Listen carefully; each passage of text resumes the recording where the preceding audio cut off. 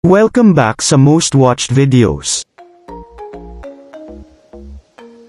Siya si Ki, isang cartoonist. Pinuproblema niya ang bagong task, na gumawa ng romance comic book dahil ang genre na gusto niya ay aksyon. Kaya naman palpak ang mga nagawa niya. Kagaya na lang ng isang babae na nilampaso sa sahig ang lalaki para ipakita na mahal niya ito. Kailangan nilang magsumite ng maayos na kwento bago ang deadline, kung hindi ay baka mawalan sila ng trabaho. Walang maisip na magandang ideya si Ki. Sinubukan siyang tulungan ni Ming. Pinaliwanag naman ito sa kanya na bumibilis ang tibok ng puso ng taong nagbabasa ng romance. Dahil nga inosente, ay iniugnay ito ni Ki sa heart attack. Binigyan niya pa ito ng maraming romance comics para magka-idea. Sa susunod na eksena, makikita natin si Ki na nakaupo sa isang parke. Habang abala, ay may lumapit sa kanyang cute na aso. Napansin niyang pareho sila ng pangalan. Naisip niyang baka nawawala ang aso. Kaya naman, matapos pakainin ay hinanap niya ang may-ari nito. Bigla namang tumakbo ang aso, tila alam niya kung saan ang kanyang amo. Nang marating nila ang tulay, nakita niya na napakagwapo pala ng may-ari nito, na si Yan Zane. Napatulala si Ki at bumilis ang tibok ng kanyang puso. Nang kukunin na sana ni Yan ang tali ng aso ay hiniblot ni Ki ang kamay nito. Sinubukan niyang makipag-usap pero hindi interesado si Yan. Biglang tumakbo ang aso kaya naman natumba si Yan. Ngayon ay nakapatong siya kay Ki.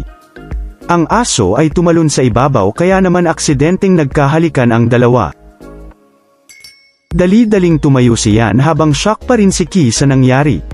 Nang makatayo na ito ay hiningi niya ang contact number ng lalaki. Natulala na lang si Yan sa sinabi nito, pero bago pa man makasagot ay tumawag ang boss ni Ki. Sinabing 1 oras na lang at deadline na, kailangan niyang maipasa agad ang nagawa niya. Bago umalis ay nakiusap ito kay Yan na antayin siyang bumalik. Bagamat nagdadalawang isip ay pinagbigyan niya ang hiling nito. Ilang sandali pa ay nakatanggap din siya ng tawag sa kanilang opisina. Kaya naman nag-iwan na lang ito ng sulat para kay Ki. Subalit nilipad din ito ng hangin.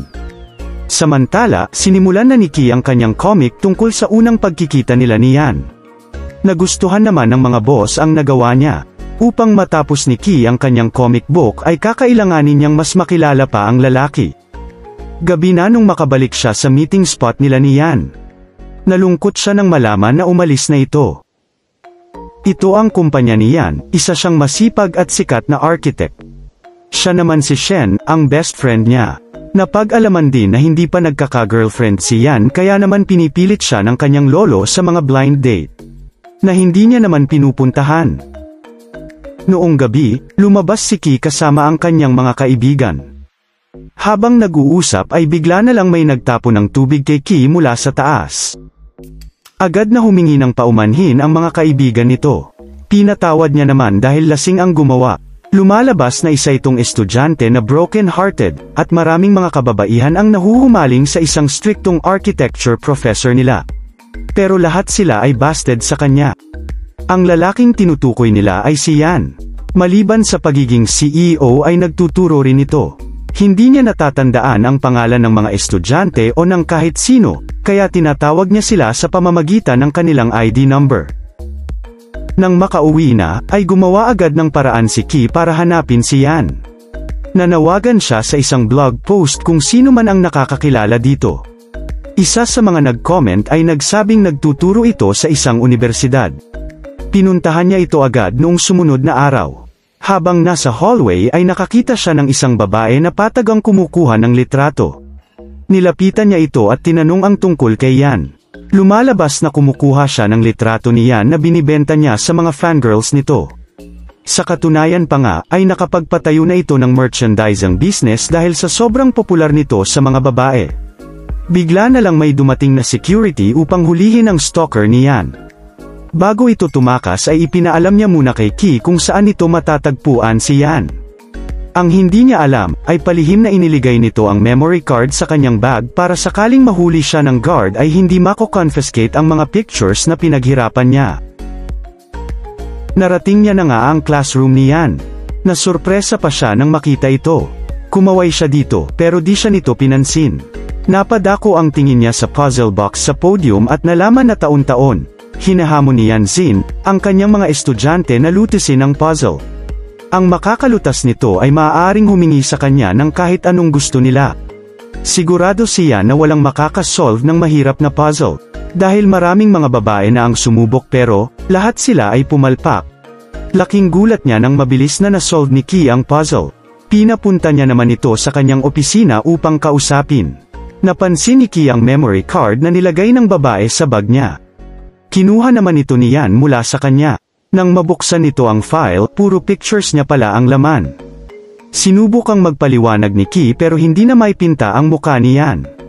Maya-maya pa ay tinanong siya nito kung paano niya na-solve agad ang puzzle. Lumalabas na architect din pala ang papa ni Key. At ang mga puzzle boxes nito ang nagsilbing laruan niya noong bata pa siya.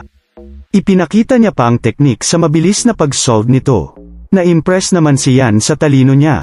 Bilang reward, hiningi niyang gawin siyang assistant ni Yan para mas mapalapit siya dito. Sumang-ayon naman ito, pero may isang kondisyon. Kailangan matandaan ni Yan ang pangalan niya sa loob ng 1 linggo dahil kung hindi ay tatanggalin siya. Hindi madali ito dahil palagi ni Yan nakakalimutan ang mga pangalan ng tao, kahit pa mismong best friend niya. Isinulat naman ni Key sa kanyang comic book ang mga nangyari noong araw na yun. Sa unang araw niya sa trabaho, iniayos niya ang schedule ni Yan. Sinubukan niyang ipaalam muli ang pangalan niya subalit tinatawag lang siya ni Yan gamit ang ID number niya. Nakita naman silang magkasama ng stalker ni Yan.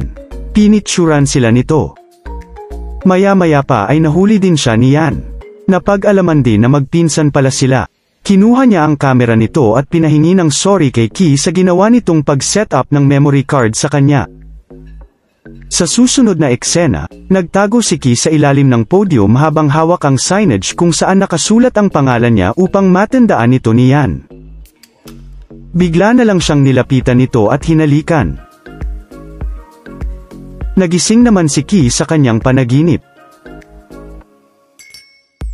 Nung pumunta na siya sa klase, naisip niyang baka magkatotoo ang panaginip niya kung gagawin niya ito. Kaya naman nagtago siya sa ilalim ng podium, pero hindi epektibo dahil pinagalitan lang siya ni Yan. Hindi nawala ng pag-asa si Key at ginawa ang lahat upang matandaan ni Yan ang pangalan niya. Pinaprint niya ang pangalan sa t-shirt na sinusuot niya araw-araw at marami pang iba. Pero wala ni isa ang epektibo. Minsan naging sobrang busy si Yan sa kanyang kumpanya, kaya 1 linggo itong hindi pumasok sa universidad. Marami naman siyang iniwang task kay Key. Napag-alaman din ito na importante para kay Yan ang reputasyon, kaya naman ginawa niya ang best sa lahat ng task. Nang makabalik na si Yan, pinuri ng lahat ang mahusay na trabaho ni Key sa harap niya. Maya-maya pa ay nagkita sila sa labas habang umuulan. Ini-expect ni Key na matuwa si Yan sa mga nagawa niya pero hindi niya man lang ito na-appreciate. Bigla na lang may humarurot na sasakyan at nabasa ang dalawa. Pumunta sila sa staff room upang magpalit ng damit. Matapos nito, sinabi ni Key na nagkukunwari lang si Yan na hindi natatandaan ang pangalan niya. Nagtalo ang dalawa dahil ayaw umamin ni Yan. Habang nag-aaway ay natalisod si Key at di sinasadyang napayakap sa binata. Nakita ito ng lolo ni Yan pero di siya makapaniwala na may nobya ang apo. Habang nagpapaliwanag sila, ay ipinaalam ng lolo niya na nag-set up ito muli ng blind date para sa apo. Upang gumawa ng alibi ay sinabi niya na girlfriend niya si Key. Upang paniwalaan ay hinamon siya ng lolo na sabihin ang pangalan ng nobya dahil alam niyang nakakalimutan ng apo ang lahat ng pangalan ng tao. Wala siyang ibang choice kundi sabihin ang pangalan ni Key. Tuwang-tuwa naman ang dalaga. Sa pinakaunang pagkakataon ay natandaan niyan ang pangalan ng tao. Masasabing isa itong himala dahil pati nga pangalan ng best friend nito ay hindi niya rin matandaan. Espesyal si Key sa kanya. Sa loob-loob naman ng binata ay masaya siya na nakilala ang dalaga at unti-unti na itong napapamahal sa kanya.